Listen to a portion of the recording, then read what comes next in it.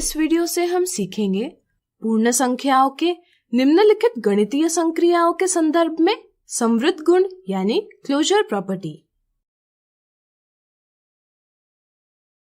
हमने यह पढ़ा है कि 0 से लेकर अनंत तक की सभी संख्याएं पूर्ण संख्याएं कहलाती है। अगर पूर्ण संख्याओं की संग्रह यानी कलेक्शन से आपको कोई दो पूर्ण संख्याएं लेकर उनको जोड़ने को कहा जाए तो क्या आपको एक पूर्ण संख्या ही प्राप्त होगी? विचार करें। हाँ, किन्हीं भी दो पूर्ण संख्याओं को जोड़ने पर हमेशा एक पूर्ण संख्या ही प्राप्त होती है। इसलिए हम कहते हैं कि पूर्ण संख्याओं का संग्रह योग के अंतर्गत समवृद्ध यानी क्लोज्ड है। क्या योग की ही तरह पूर्ण संख्याओं का व्यवकलन भी एक पूर्ण संख्या ही होती है? विचार करें। एक बड़ी पूर्ण संख्या से छोटी पूर्ण संख्या को घटाया जाए तो हमें जरूर एक पूर्ण संख्या प्राप्त होगी। इस तरह से अगर a b से बड़ी संख्या होती है तो a ऋण b एक पूर्ण संख्या होती है। लेकिन अगर हम कोशिश करें छोटी पूर्ण संख्या से बड़ी पूर्ण संख्या को घटाने की तो यह संभव नहीं। इसलिए अगर a b से बड़ी संख्या होती है तो छोटी संख्या b ऋण बड़ी संख्या a एक पूर्ण संख्या नहीं हो सकती। यानी कि किन्हीं भी दो पूर्ण संख्याओं को घटाकर हमेशा एक पूर्ण संख्या नहीं प्राप्त होती।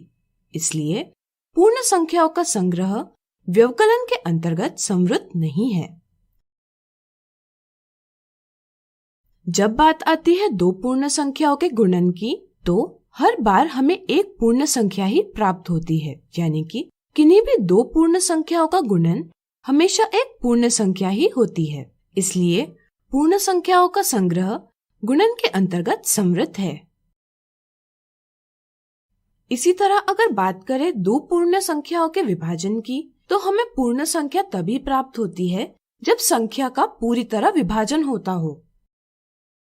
लेकिन कई बार विभाजन का परिणाम यानी रिजल्ट एक पूर्ण संख्या नहीं होती। जैसे दो रोटियों को 4 भागों में बांटेंगे तो हर एक भाग में आधी रोटी आएगी, यानी कि 2 विभाजित 4 का परिणाम 0.5 आएगा।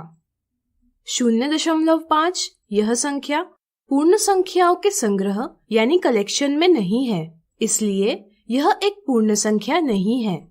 यानी कि किन्हीं भी दो पूर्ण संख्याओं का विभाजन हमेशा एक पूर्ण संख्या नहीं होती। इसलिए पूर्ण संख्याओं का संग्रह विभाजन के अंतर्गत समवृद्ध नहीं है।